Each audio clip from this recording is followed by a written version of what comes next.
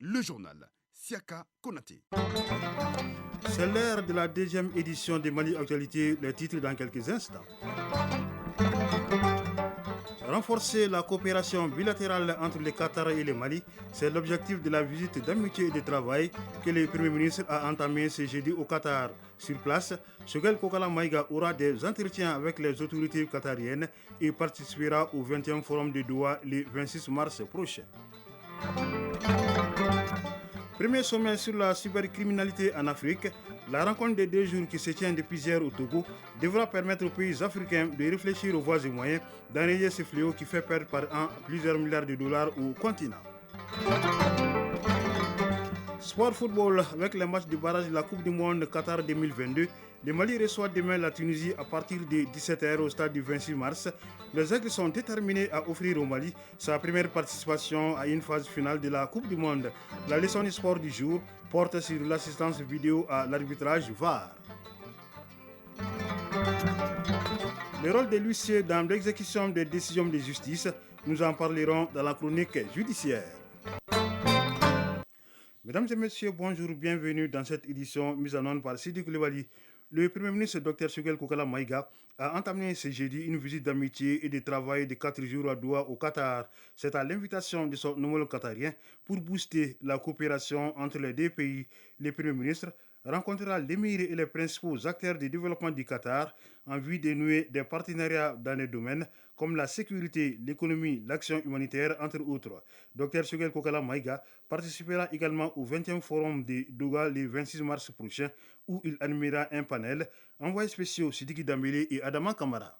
Aujourd'hui, le pays est dans une situation difficile et il a besoin de l'ensemble de ses enfants, où qu'ils se trouvent.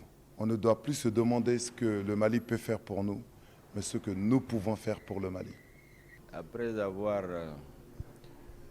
salué son initiative d'apporter son soutien aux autorités de la transition, il a dit quelque chose que je répète souvent aux Maliens.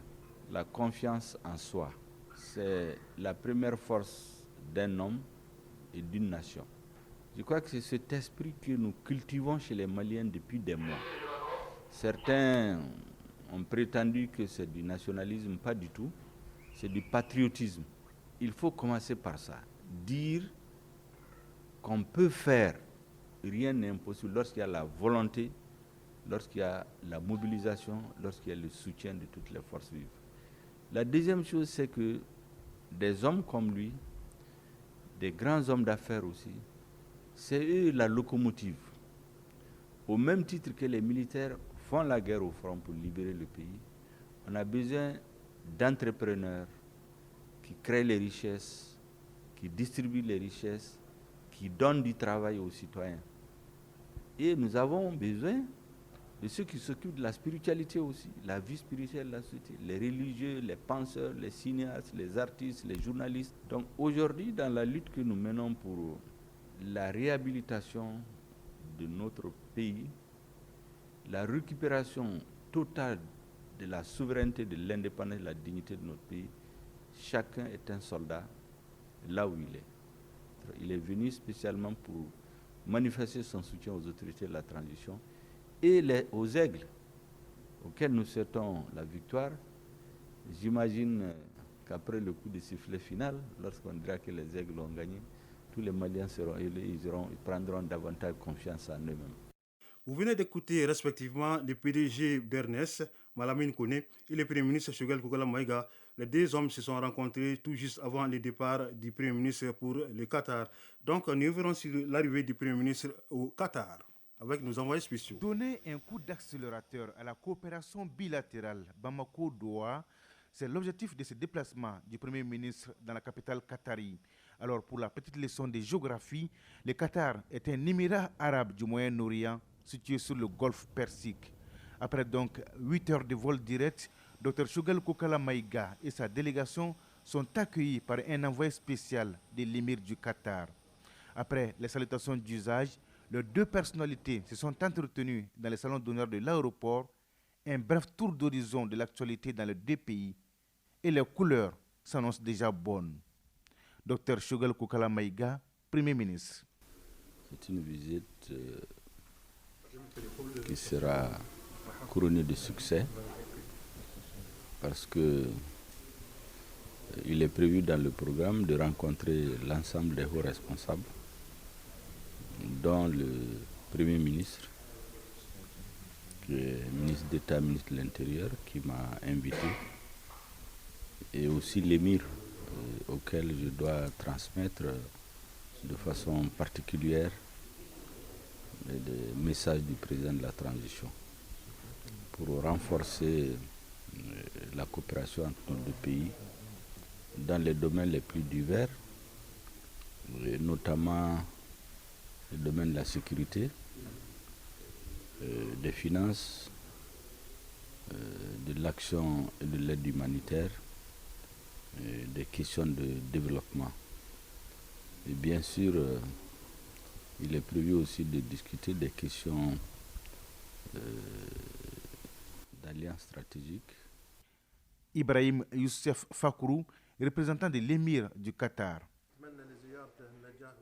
Et je souhaite à votre visite tout le succès. Et il va y avoir une soutenance, c'est-à-dire on va vous soutenir dans tous les domaines. Ça dépend bien sûr des discussions que vous allez avoir avec les responsables. Inch'Allah, vous allez rencontrer, sans l'Altesse l'émir, vous allez rencontrer beaucoup de responsables qatariens dans les domaines pour lesquels vous êtes venus. Et vous allez trouver toutes les portes ouvertes devant vous. C'est donc parti. 96 heures de visite d'amitié et de travail pour les premiers ministres dont les attentes sont très fortes.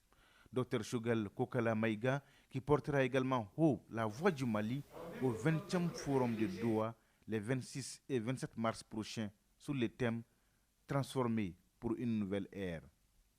De Doha, Sidiki Dambélé et Adama Kamara pour l'ORTM. Ici à Bamako, le projet multi-énergie pour la résilience et la gestion intégrée des terroirs au Mali Mérite a tenu hier la première session de son comité de pilotage.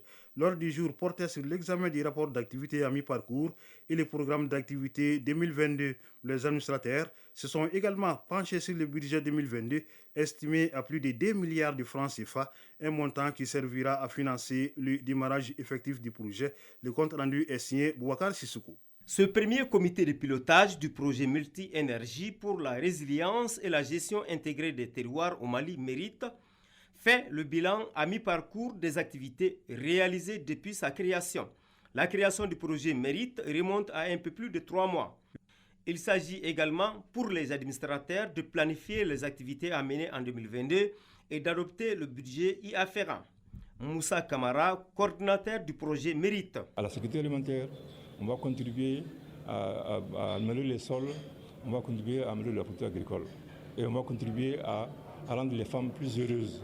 On va contribuer à fixer les jeunes dans les terroirs. Le coût, c'est environ 30 milliards, et réparti entre le FIDA, le FEM, le Mali. Le budget, c'est à peu près 2,5 milliards de francs CFA que nous devons consommer dans les activités principales. Le projet Mérite s'inscrit dans le cadre de l'amélioration de l'accès à des énergies renouvelables et de la productivité des sols. Le gouvernement fonde beaucoup d'espoir sur ce projet. Daniel Siméon Kelema, secrétaire général du ministère du Développement rural. Le projet Mérite est innovant pour le Mali et le FIDA. Ainsi, les résultats qui seront obtenus avec les appuis de tous les acteurs contribueront à la modernisation du secteur agricole du Mali. Pour atteindre cet objectif, le projet cible 420 000 ménages, dont la moitié est constituée de femmes et de jeunes. Le projet multi-énergie pour la résilience et la gestion intégrée des terroirs au Mali Mérite couvre 4 régions, à savoir Kay, Koulikoro, Sikasso et Ségou. Il s'étend sur une durée de 6 ans pour une enveloppe d'environ 30 milliards de francs CFA. Tenu mardi dernier à Kay de l'atelier de formation des parajuristes, l'objectif est de renforcer les capacités des participants afin qu'ils puissent aider les victimes de l'esclavage à évaluer les problèmes juridiques auxquels elles sont confrontées et les orienter vers les voies des recours. Cet atelier est financé par les États-Unis et mis en œuvre au Mali par le Bureau international du travail en partenariat avec les associations TEMED et Antis Leveri, compte rendu Moriba Keïta.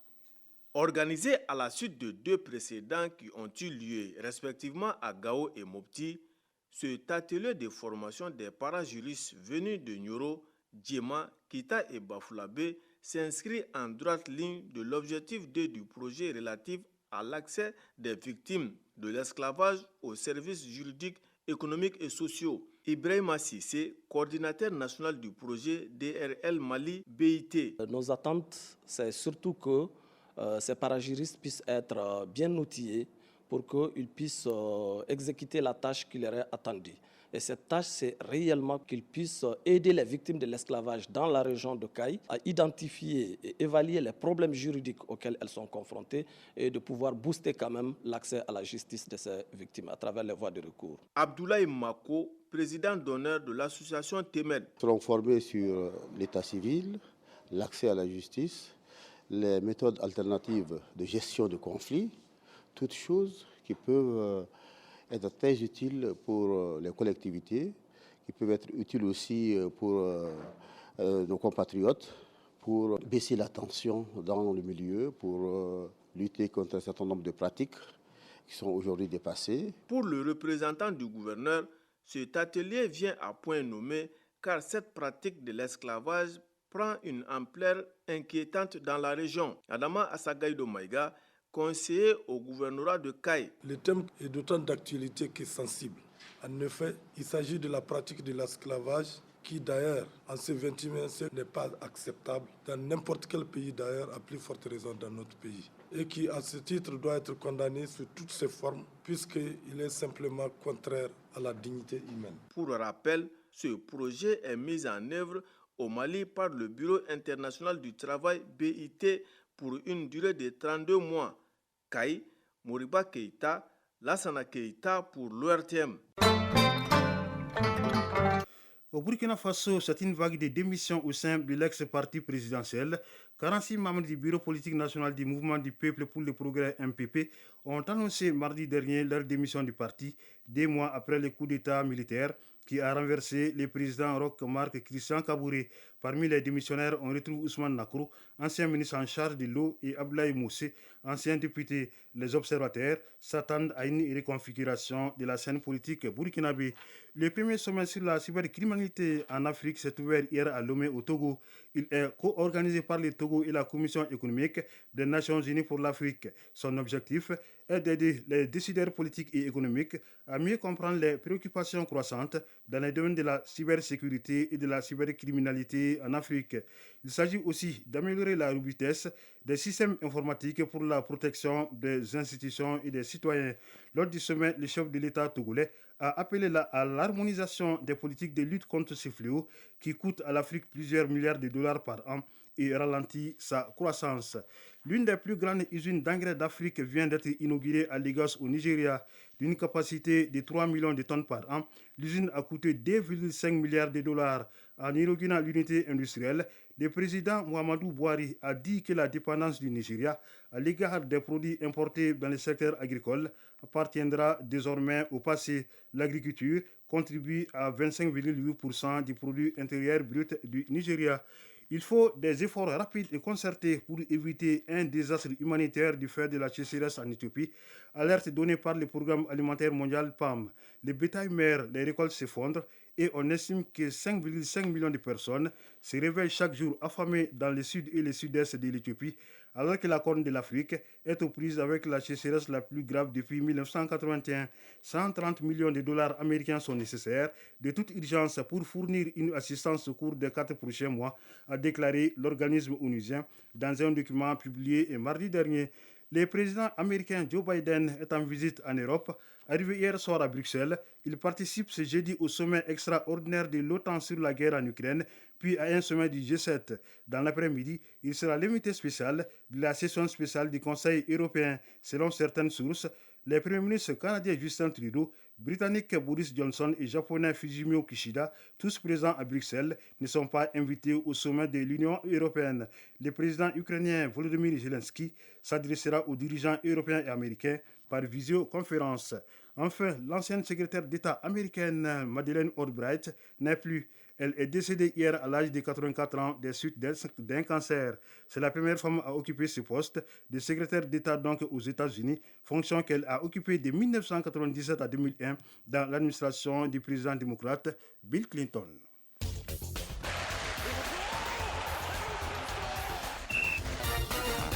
Nous entamons la page sport de cette édition présentée en direct par Isaac Tchenou. Isaac, bonjour. Bonjour, Sarah Konaté. Coupe du monde Qatar 2022, barrage zone Afrique.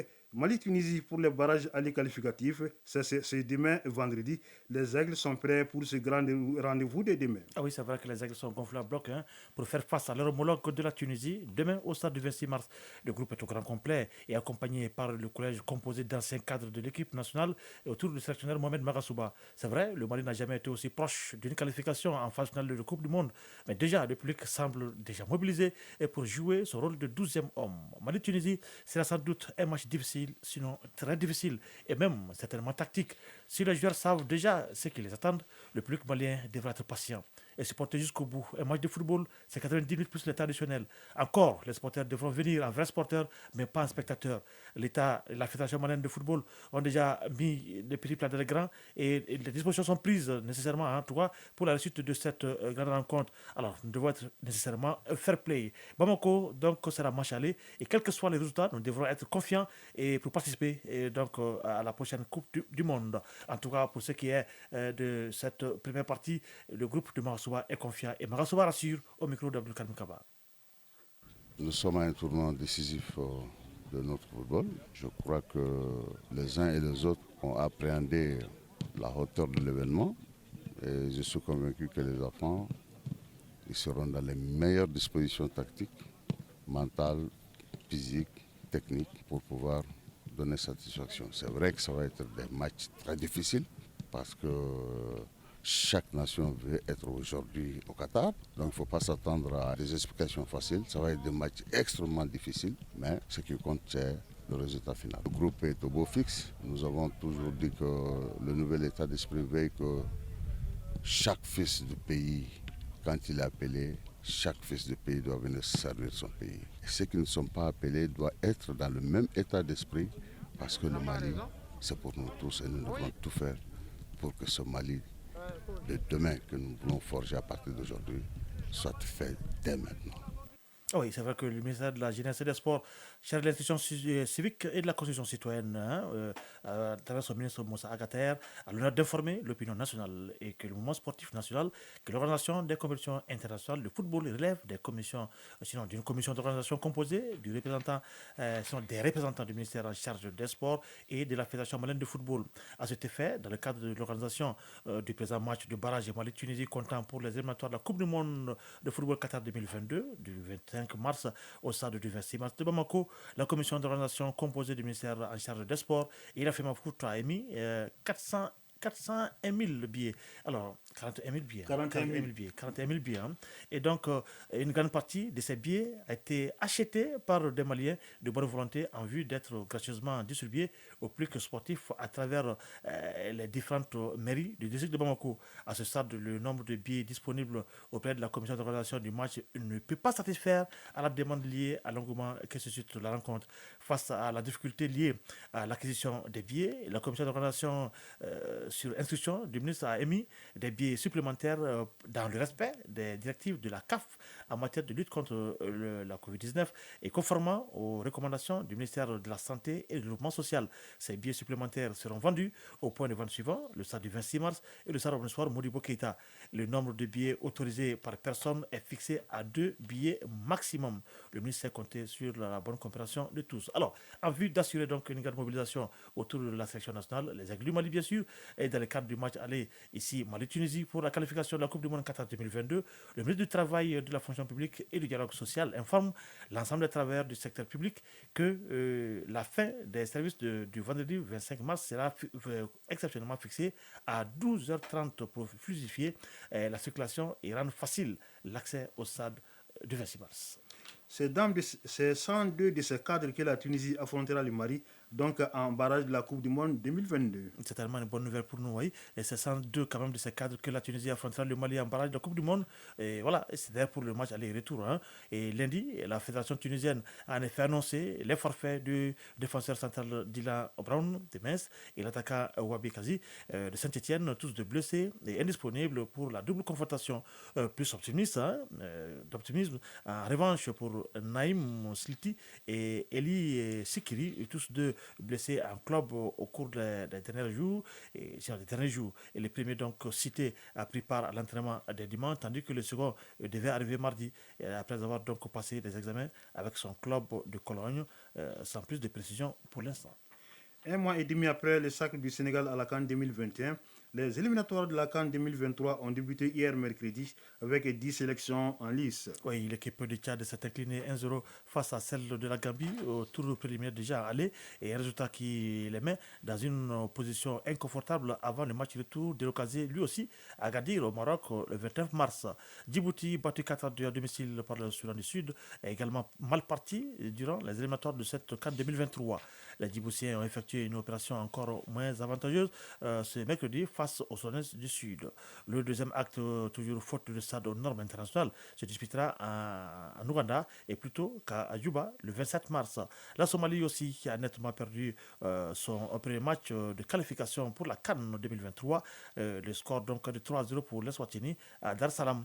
Plus serré, les Seychelles et le Lesotho se sont neutralisés 0-0 à Côte d'Or à Maurice. Maurice qui défie justement les Seychelles le 24 mars dans ce même complexe utilant, le futur théâtre des championnats d'Afrique d'athlétisme.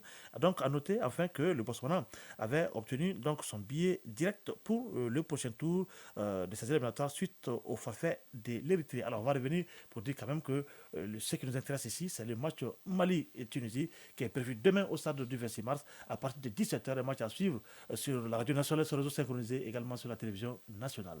Merci Isaac, on reste avec vous pour dire que la leçon d'histoire de ce jeudi porte sur l'assistance vidéo à l'arbitrage en football VAR. C'est un dispositif vidéo qui permet à des arbitres et assistants vidéo d'intervenir dans certaines situations d'arbitrage. Donc c'est une révision. En football, l'assistance vidéo à l'arbitrage est un dispositif vidéo qui permet à des arbitres assistants vidéo d'intervenir dans certaines situations d'arbitrage. Ibrahim Aboubakrin Aïdara, instructeur national, nous explique. C'est un outil d'aide à la décision. La VAR ne prend pas de décision, mais la VAR aide l'arbitre à prendre la bonne décision. La VAR, c'est à peu près la justice sur le terrain. Il y a beaucoup d'infractions qui sont commises, qui échappent à l'arbitre, mais qui sont jugées par la VAR. La VAR, c'est rendre le football plus juste, mais ça ne rend pas le football parfait. Les arbitres assistants vidéo interviennent dans des situations précises avec l'objectif d'une interférence minimale pour un bénéfice maximal. La loi est très claire. Il y a seulement 4 faits de jeu sur lesquels intervient la VAR. Le premier fait de jeu, c'est le but. Est-ce qu'un but est marqué, oui ou non? Si le but est marqué, est-ce que le joueur qui a marqué le but n'a pas commis une infraction avant le but? Est-ce que l'équipe du joueur qui a marqué le but n'a pas commis une infraction? La VAR analyse aussi le penalty. Est-ce qu'il y a penalty, oui ou non? Est-ce que la faute est dans la phase de réparation? Est-ce que c'est en dehors? Est-ce qu'avant le penalty, il n'y a pas eu une infraction commise avant? Est-ce que le joueur sur lequel il y a eu penalty n'avait pas commis une infraction avant? En plus, le troisième fait de jeu, c'est identité erroneuse d'un joueur. Est-ce que l'arbitre ne se trompe pas de joueur? Exemple, le joueur numéro 4 fait une faute de carton jaune. L'arbitre donne le carton jaune au joueur numéro 5. La VAR dit qu'il faut corriger ça, c'est une injustice. C'est le 4 qui doit recevoir son carton et non le 5. Le dernier fait de jeu, c'est le carton rouge direct. La VAR est très claire. Si une faute de carton rouge direct échappe à l'arbitre, on lui dit, monsieur, s'il vous plaît, il y a eu une faute de carton rouge direct, il faut revenir sur ça. La VAR, c'est seulement carton rouge direct. L'analyse VAR obéit à des principes précis. Ibrahim Aboubakrin Aïdara. Il y a 4 étapes. La première étape, on appelle ça la décision initiale. C'est-à-dire l'arbitre principal prend une décision. Le fait de dire qu'il n'y a rien, c'est une décision. Cette décision est vérifiée par l'arbitre VAR. La vérification ne suffit pas. Il y a une analyse. Cette analyse peut être faite par les arbitres VAR. Ou bien, si ça exige une analyse VAR par l'arbitre principal, il fait ce qu'on appelle une analyse au bord du terrain. Il vient lui-même voir. C'est ce qu'on appelle analyse au bord du terrain. Ensuite, il y a la dernière étape qu'on appelle la décision finale. En football, l'arbitre peut informer les arbitres assistants vidéo ou recommander qu'une décision de l'arbitre ou qu'un incident doit être analysé. Chronique judiciaire. Dans cette chronique, nous nous intéressons à l'huissier de justice. Cet officier ministériel qui est sollicité pour effectuer des constats et établir des actes authentiques. Il a pour mission principale d'exécuter les décisions de justice. À ce titre, il intervient par exemple pour gérer des cas d'impayés des loyers, de créances ou de convocation devant le tribunal. Chronique judiciaire, une réalisation d'Adaman Jimde. Au palais de justice, les procès prennent fin par une décision de justice. Pour appliquer cette décision d'une part et d'autre part pour établir les actes authentiques, les services de l'huissier de justice sont sollicités. Pour ce faire, toute personne en situation de litige peut faire appel à cet officier ministériel afin qu'il puisse effectuer un constat. Ce constat peut définir les droits et la protection des biens de la personne qui l'a sollicité. Maître Issaka Traoré, huissier de justice à Mopti. L'huissier, il est là, c'est pour couronner tout le travail fait par les juridictions. Le rôle d'une juridiction, dans un procès, c'est de rendre des décisions et obligatoirement, il y a un perdant et un gagnant. Le gagnant, il est muni d'une grosse, il emmène cette grosse. Par exemple, ça peut être en matière de recouvrement de dettes. Quelqu'un est condamné à payer à 2 millions, il amène sur l'huissier, l'huissier, il fait son commandement, un commandement de payer dans les 8 jours. Si dans les 8 jours, il ne paye pas, l'huissier, il saisit des biens personnels appartenant à cette personne et la personne même a 1 mois pour vendre lui-même son propre bien. Le député lui-même a 1 mois pour vendre son propre bien et c'est là sous la supervision de l'huissier. Donc au-delà des 1 mois, s'il ne parvenait pas à vendre, l'huissier est obligé de faire les publicités à la radio par affichage et il procède à la vente de ce bien. C'est par exemple un véhicule par exemple. Il procède à la vente, il enregistre son procès verbal, il signifie au débiteur comme quoi le bien a été vendu à tant de francs et s'il n'est pas d'accord, il peut intenter des recours. Il y a un délai pour ça. Après ça, il ramène le produit de cette vente, il donne au débiteur compte de charges dans le cahier. L'huissier de justice a pour mission de signifier les actes de procédure, c'est-à-dire remettre ces documents à leur destinataire à leur domicile. À Mopti, les huissiers sont saisis pour plusieurs motifs. Maître Traoré. Chez nous, on saisit fréquemment des cas d'abandon de domicile conjugal entre époux. L'huissier va faire son constat d'abandon de domicile conjugal. Il peut faire des procès verbaux des réunions des chefs de village, des procès verbaux d'inventaire. Non, l'huissier, il est dans tous les cas, il peut être sollicité par n'importe quelle personne. À part notre cas traditionnel qui est la formalisation des citations, l'exécution des décisions de justice, on est sollicité pour le cas de recouvrement de créances, pour le cas de constat et même souvent pour le cas de transcription des messages téléphoniques. L'huissier est aussi appelé huissier commissaire de justice. À ce titre, il est habilité à délivrer les assignations et les citations, autrement dit, notifier à l'intéressé qui doit comparaître devant le tribunal. Cela respectivement en matière civile, c'est-à-dire le divorce, ou en matière pénale, le crime. C'est la fin de cette édition réalisée par Dossé Baba Diara, Awa Traoré et Djeneba Bakari Kanakoumou, mise en onde par Sidi Koulibaly et Aslan Kamara à la présentation Chiara Konati. Restez à l'écoute. Moussa Koulibaly sera là pour vous présenter les avis et communiqués en français et bambana. Merci de nous avoir suivis et bonne écoute radiophonique.